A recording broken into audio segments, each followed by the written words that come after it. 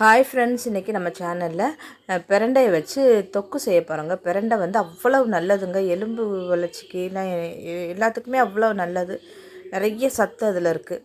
அது வந்து நம்ம எப்படி செய்ய போகிறோம்னு பார்ப்போம் வாங்க. அதுக்கு வந்து ஒரு கடாயில் எண்ணெய் ஊற்றி, எண்ணெய் காஞ்சதும் நான் வந்து உளுந்தம்பருப்பு கடுகு போட்டிருக்கேன்.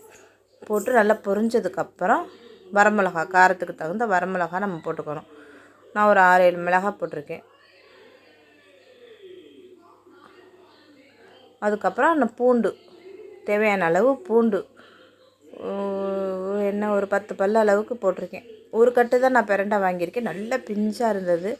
பிரண்டையை வந்து எப்படி சுத்தம் பண்ணணும்னு தெரியும்லங்க.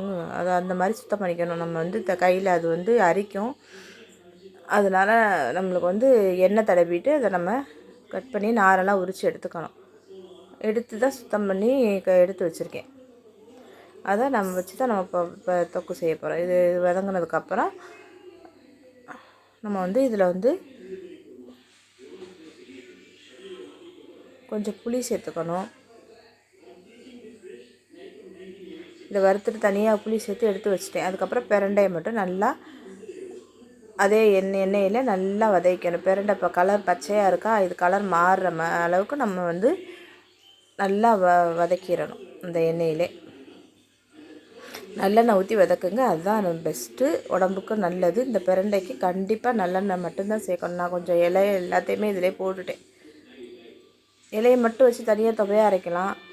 பிரண்டையை வந்து நம்ம அதே துவையாக அரைக்கலாம், தொக்கு செய்யலாம், குழம்பு செய்யலாம், என்ன வேணாலும் செய்யலாம். அவ்வளோ சத்து இருக்குது பிரண்டையில். நம்ம சுத்தம் பண்ணி எடுத்துட்டோம்னா அது டக்குன்னு செஞ்சிடலாம். இது உடம்புக்கு அவ்வளோ நல்லதுங்க. கண்டிப்பாக உங்கள் ஏரியாவில் வந்ததுன்னா இந்த மாதிரி கலர் சேஞ்ச் ஆகிற மாதிரி அளவுக்கு நம்ம நல்லா இன்னுமே ஒரு நிமிஷம் வதக்கிட்டு தான் எடுக்க போகிறேன்.